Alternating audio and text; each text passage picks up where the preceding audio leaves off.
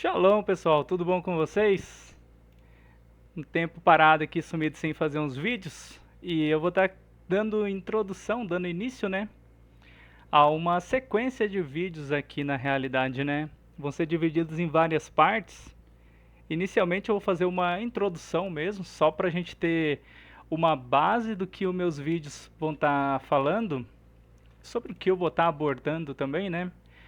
Que é mais relacionado à Torá, tanto no Tanakh como na Brit Hadashah, né, conhecida aí como o Novo Testamento, né? Aí será que o Novo Testamento ele aboliu os mandamentos da Torá, como alimentação, a guarda do sábado, circuncisão? Então, eu vou estar criando uma base nesse vídeo para futuramente a gente estar abordando melhor sobre essas partes de alimentação, guarda de sábado, etc, né? Então essa aqui vai ser a Torá, parte 1, introdução. O restante vai ser a Torá, parte 2, alimentação, seja como for eu estiver fazendo na hora, né?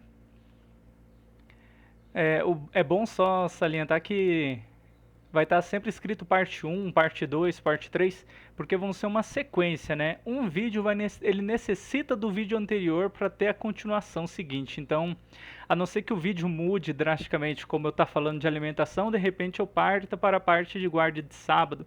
Mas é muito interessante estar acompanhando, quem for estar assistindo, né? Desde a parte 1. Senão pode ser que perca um pouco do contexto e um pouco daquilo que eu estou querendo trazer. Bom, então, como a gente vai estar falando da Torá, para mim, a parte mais importante relacionada aos mandamentos da Torá é a gente estar falando de Mateus 5, 17 ao 20, né? Então, é a palavra do Messias, né, gente? Eu tenho aqui para mim que não me importa quem estiver falando. Quem falar o contrário do que o Messias está falando nestas passagens, para mim, não dá certo, não tem como a gente nem escutar essa pessoa, né? Então vamos lá. Mateus 5, 17 ao 20, tá? É mais ou menos essa tradução, acho que é do Almeida que eu peguei. Ele só fala, na verdade, não cuideis que vim, né? Só que eu já acrescentei aqui porque permite essa tradução, né? Se você for vir aqui nos textos gregos, ou até mesmo no aramaico, né? A gente encontra que esse tipo de tradução, de praticar, considerar, pensar, né? Então, não cuideis, não pense, não suponha que eu vim destruir, derrubar ou dissolver a Torá, né, a lei ou os profetas. Eu não vim destruir ou derrubar ou dissolver, mas cumprir. Eu quero que a gente sempre preste bem atenção nessa palavra em negrito que eu marquei, que ele vai ter 3 vezes aparecendo, cumprir. No grego, a palavra que a gente vai encontrar é plerosai, né? Desculpa se eu falar errado a pronúncia de uma palavra grega, que eu não estudo essa parte da pronúncia, somente interpretação ali. Bem, vamos lá. Então, essa primeira palavra, cumprir, a gente vai encontrar a palavra plerosai. Porque em verdade vos digo que até os céus e a terra passem, até que os céus e a terra passem, nenhum jota ou um tio jamais passará da Torá, sem que tudo seja cumprido. Ó, a gente tem o cumprir, cumprido, e aqui no grego você vai encontrar a palavra genetai. Qualquer, pois, que violar um destes mandamentos, por menor que seja, e assim ensinar aos homens, será chamado o menor no reino dos céus. Aquele, porém, que cumprir, novamente a gente encontra cumprir, cumprido, cumprir. Só que no grego a gente encontra a palavra poiese. Aquele, porém, que cumprir e ensinar será chamado grande no reino dos céus. Porque em verdade, porque vos digo que, se a vossa justiça não exceder a dos escribas e fariseus, de modo nenhum entrareis no reino dos céus. Bom, eu deixei em negrito umas partes importantes a se analisar, que são as palavras cumprir, cumprido e cumprir. Aparentemente as palavras são todas iguais no português, mas como já percebemos acima, todas as 3 palavras no grego são diferentes. e carregam significados diferentes.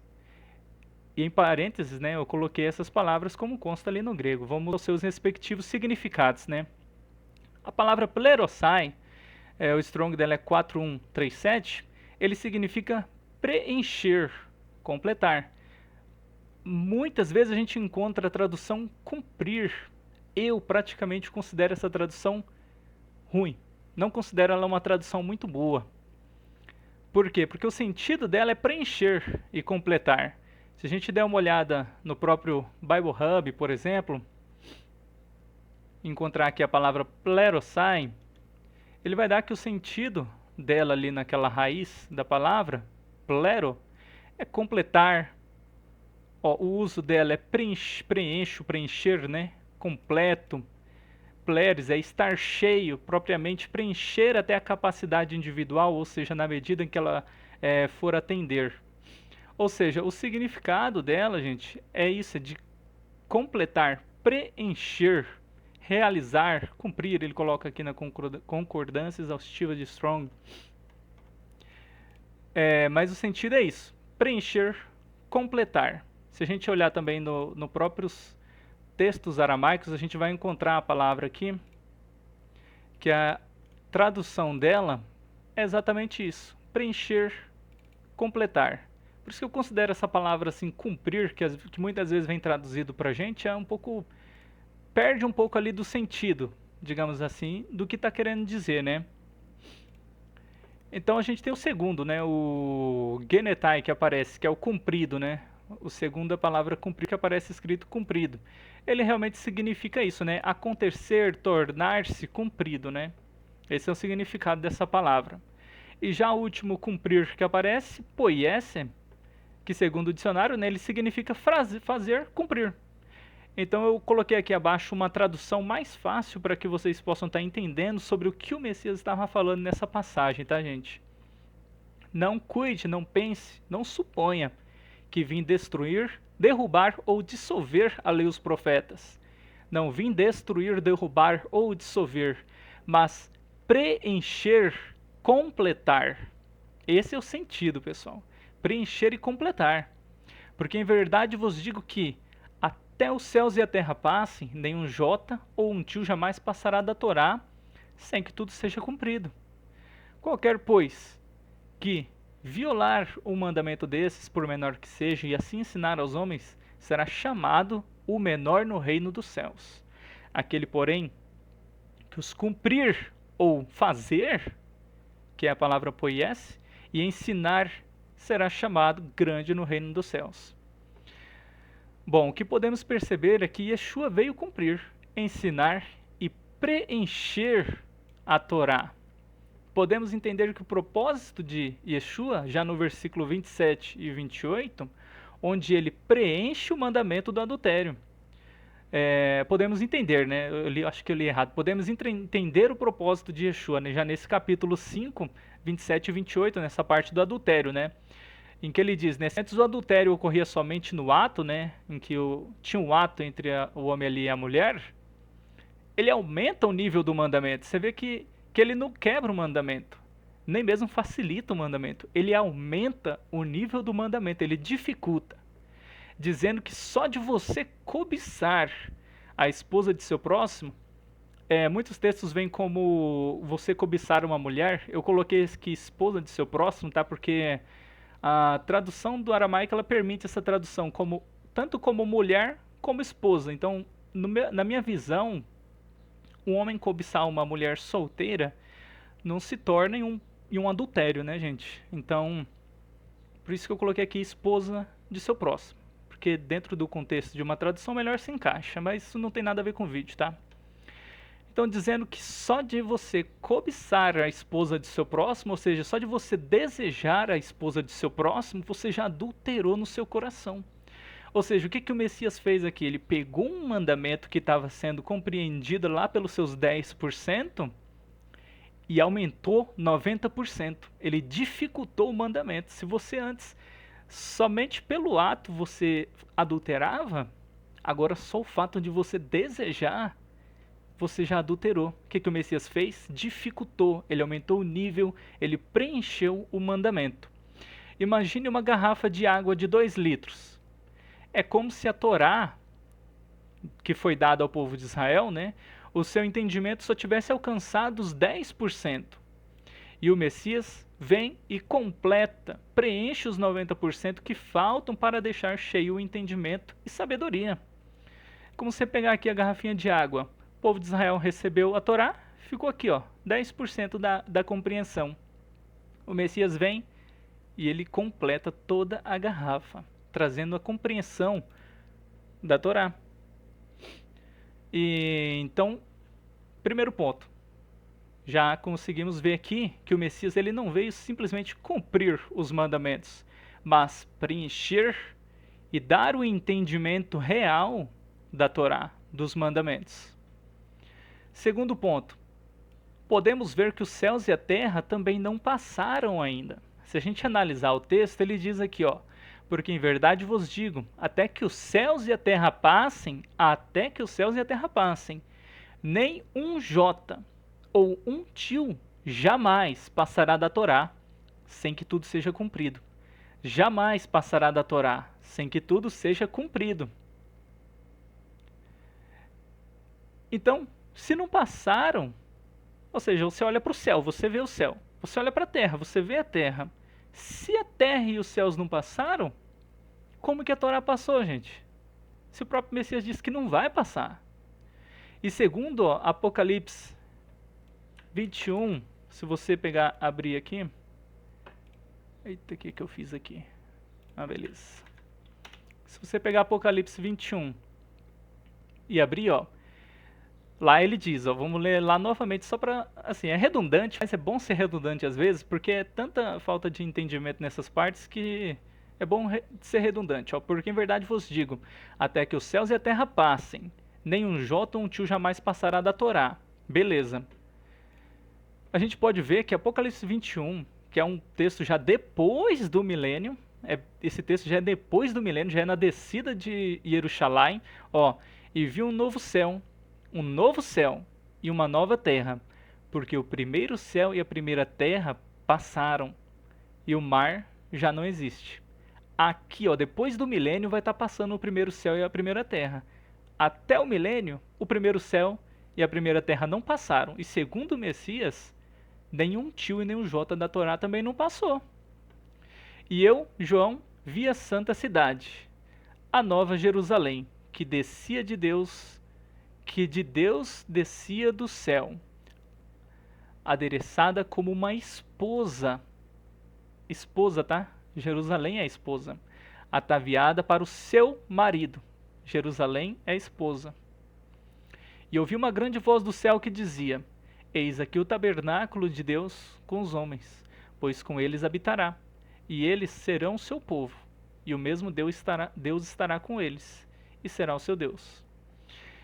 E seu Deus limpará de seus olhos toda lágrima, e não haverá mais morte, nem pranto, nem clamor, nem dor, porque já as primeiras coisas são passadas. E o que estava sentado sobre o trono diz: Eis que faço novas todas as coisas. E disse-me: Escreve, porque essas palavras são verdadeiras e fiéis. E disse mais: Está cumprido.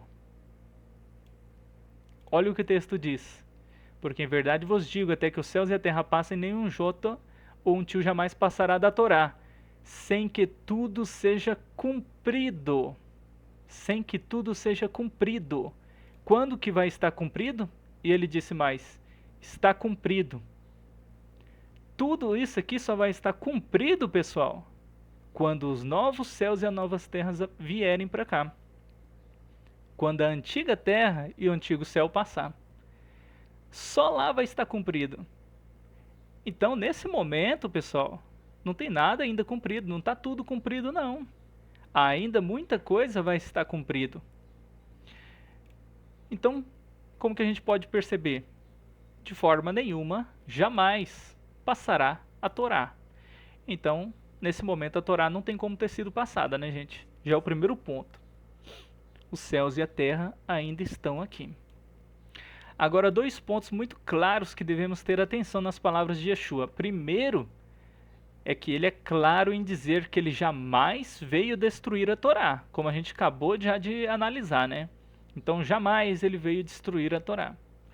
E segundo, e não menos importante, é quando ele diz que quem ensinar ao seu próximo a violar o menor mandamento que seja, este será chamado de menor no reino dos céus. Agora vem aqui um problema. Muitos ensinam que Yeshua ensinou a comermos animais impuros, animais imundos. Que Yeshua ensinou que não precisamos guardar o sábado. E que ele veio abolir a guarda da Torá. Bom, nesse caso, seguindo as próprias palavras de Yeshua, fica claro então que Yeshua será chamado de menor no reino dos céus, certo? E mais, também ensinam que Paulo ensina os gentios que não precisam guardar os mandamentos da Torá. Inclusive tem um canal Caminho Israelita, do Ari Lincoln. Ele está falando sobre esta parte aqui, gente. Quem são os gentios? Muito interessante. Se vocês derem uma pesquisada aí no YouTube, canal Israelita, eu acho que Israelita está escrito com Y no início. Aí você deve conseguir encontrar mais fácil. Mas canal Israelita, ele está ensinando quem são os gentios lá. Deem uma olhada, gente. Tá muito bom. Eu vou ver se eu coloco o link lá do canal dele no primeiro comentário abaixo, beleza? Aí vocês dão uma olhada lá. E mais, também ensinam que Paulo ensina os gentios que não precisam guardar os mandamentos da Torá. Bom, se esses são os casos, Yeshua e Paulo serão os menores no reino dos céus.